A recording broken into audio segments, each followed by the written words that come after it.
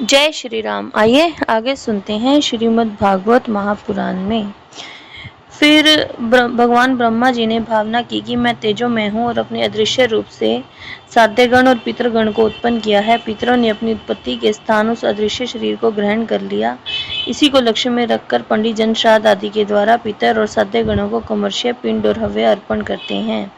अपनी तिरोधान शक्ति से ब्रह्मा जी ने सिद्ध और विद्याधरों की सृष्टि की और उन्हें अपना वे अंतर्ध्यान नामक अद्भुत शरीर दिया। एक बार ब्रह्मा जी ने अपना प्रतिबिंब देखा, तब खुद को बहुत सुंदर मानकर उस प्रतिबिंब से किन्नर और किम पुरुष उत्पन्न किए। उन्होंने ब्रह्मा जी के त्याग देने पर उनका प्रतिबिंब शरीर ग्रहण किया।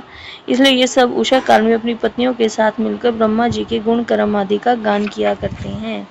एक बार ब्रह्मा जी सृष्टि की वृद्धि न होने के कारण बहुत चिंतित होकर हाथ पैर आदि अवयवों को फैलाकर लेट गए और फिर क्रोधवश उस भोगमय शरीर को त्याग दिया। उनसे जो बाल झड़कर गिरे वे अही हुए और उनके हाथ पैर सिकुड़कर चलने से क्रूर स्वभाव सर्प और नाग हुए, जिनका शरीर फण रूप से कंधे के पास फैला हुआ है।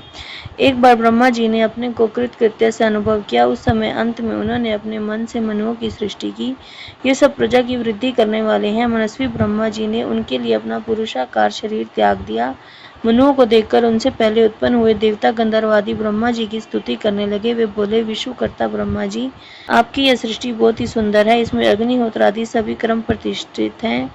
इनकी सहायता से हम भी अपना अन्न ग्रहण कर सकेंगे। फिर आदि ऋषि ब्रह्मा जी ने इंद्रिय संयम पूर्वक तप विद्या योग और समाधि से उत्पन्न हो अपनी प्रिय संतान ऋषिगण की रचना की और उनमें से प्रत्येक को अपने समाधि योग ऐश्वर्य तप विद्या और वैराग्यमय शरीर का अंश दिया।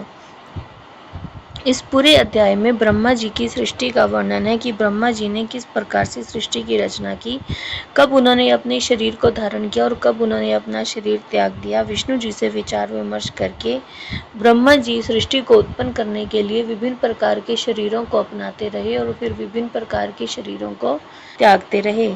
अंत में जब ब्रह्मा जी ने सृष्टि की रचना की तो उन्होंने मनुओं को उत्पन्न किया, जिनसे प्रजा की वृद्धि हुई और मनुओं को देखकर देवता गंधर्व आदि ब्रह्मा जी की स्तुति करने लगे।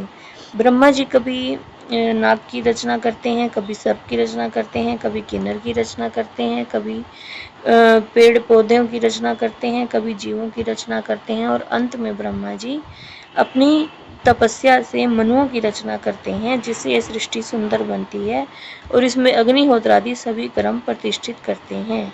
फिर ब्रह्मा जी ने तप विद्या योग और समाधि से उत्पन्न हो अपनी प्रिय संतान ऋषिगण की रचना की और उनमें से प्रत्येक को अपनी समाधि योग ऐश्वर्य तप विद्या वैराग्य और शरीर का अंश दिया।